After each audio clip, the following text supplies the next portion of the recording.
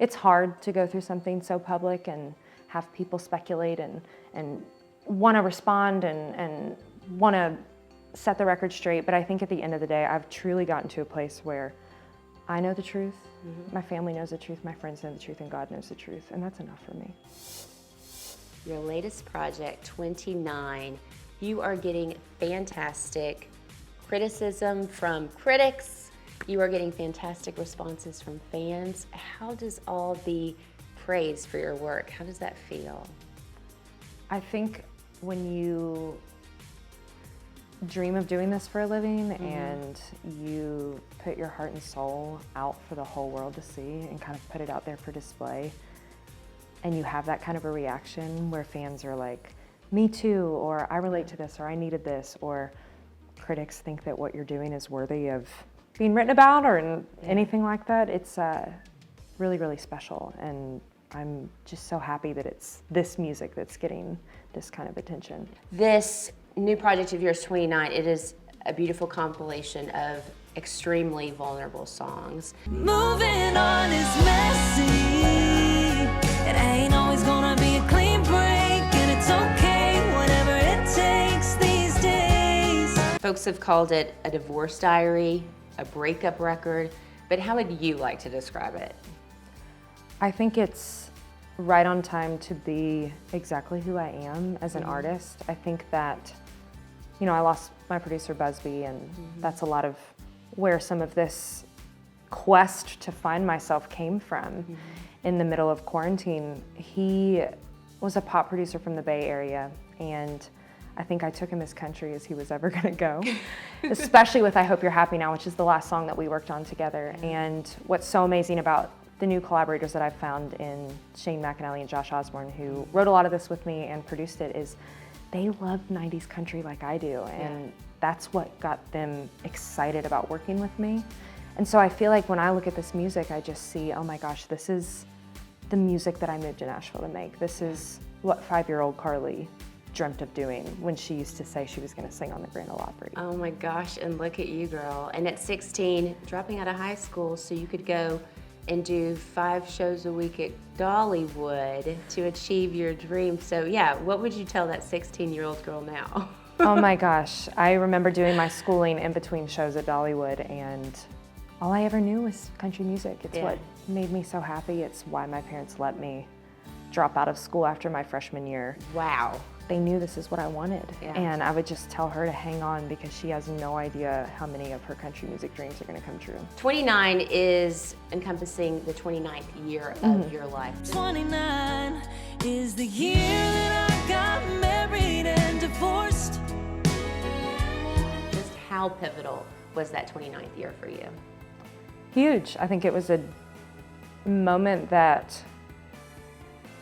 when you go through life, you go through seasons that maybe shock you in good ways and in bad. And 29 was kind of the year that I felt like I was really coming into myself and found a lot of stability. And quite honestly, the rug was pulled out from under me in so many ways, musically, professionally, personally.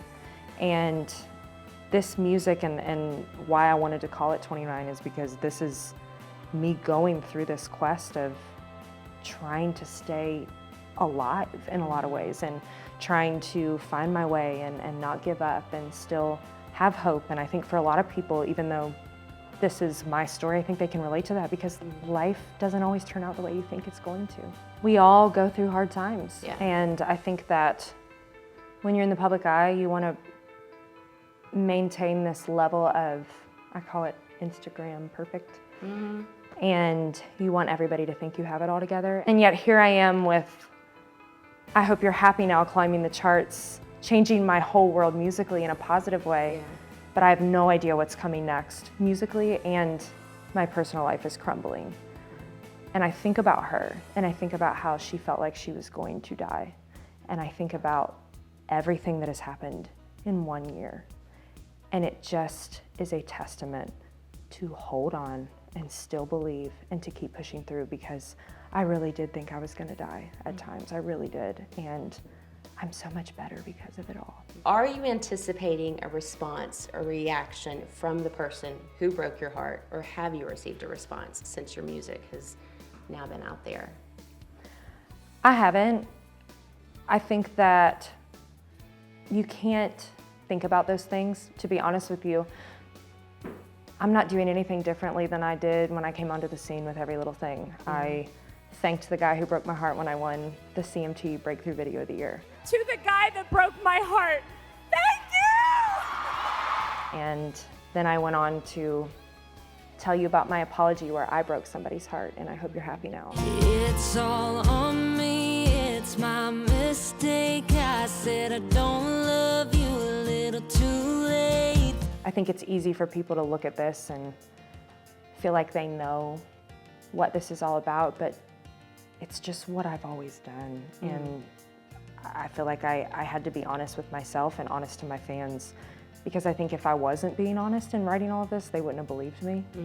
And you just can't think about that stuff. Yeah, you're turning tragedy into triumph. Yeah. That is for sure.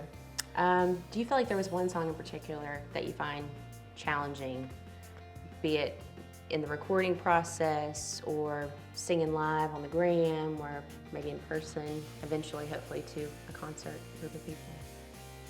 I think that Show Me Around was a special moment. Gonna get there, promise you'll track me down and show me around. I remember in the studio, it was the first song that we all worked on, and all of the musicians in the room, plus my new producers and myself, we were listening to the demo of it, and everybody started crying because everybody knew they miss him. Yeah. Everybody missed him. He was loved in the community. He was And loved meaning by your musicians. producer. Yes, your former- Busby. Yeah, Busby. I wrote that song for Busby, and he died so tragically at the age of 43 from glioblastoma brain cancer. And I remember we all were just, it was such a moment of musicians missing him. It is a beautiful song, though. Thank you. Liability, though, is one that I feel like gonna have a lot of people talking. Your phone is glowing. You say it's no one. It's funny, no one calls me this late. What do you hope, though, that they take from that song? I'm proud of that song as a songwriter. A lot of people would never think that I brought that idea. I remember being in the writer's room and I had it written in my phone, Liability, your liability.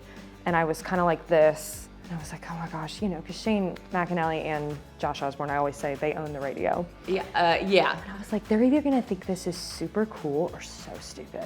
And I remember I just was like, hey guys, I have this idea, I don't know, you know, because you want to like backpedal a little bit. Yeah. And Shane literally jumped off of the couch and was like, you're kidding me. And it was like this moment as a songwriter that you want so badly, especially just as an artist, to kind of like prove yourself. And we wrote it super fast, but it was so cool. That's what I take away from that song. But with that song, a lot of people will be speculating, who's it about? You know, all the backstory and everything. There has been speculation that there was infidelity involved in your former relationship, and that's why you filed for divorce.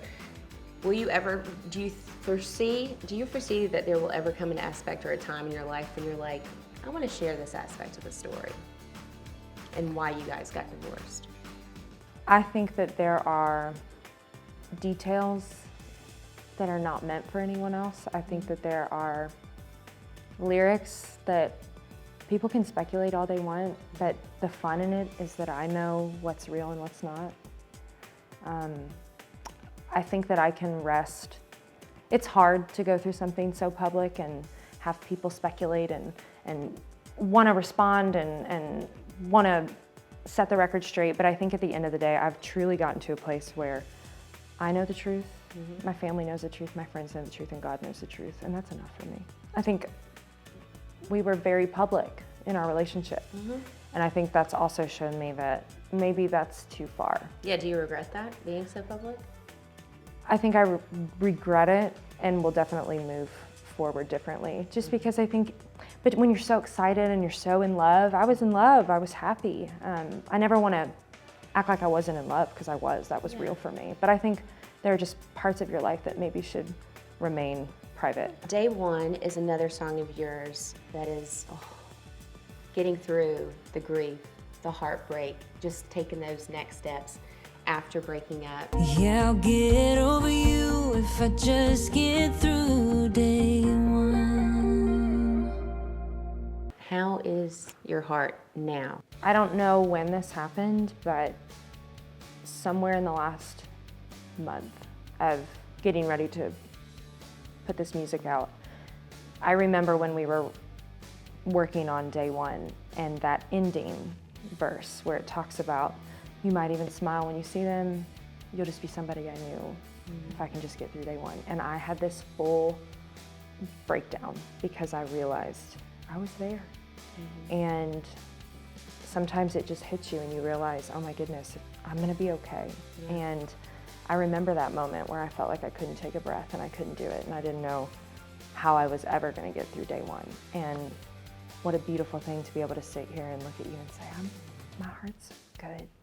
I'm hopeful and happy. Are you ready to dip your toe in the dating pool again? I've been on dates. I don't want anybody to think Successful? Successful. I mean, Fantastic. happy. I'm not. You're not grandmama living in a shoe here with your No. 20 cats. I don't want anybody to think that I'm like, I don't believe in love ever again. I'm hopeful to find Yeah. love. I think I deserve real love. Yes, you do. And I look forward to finding that.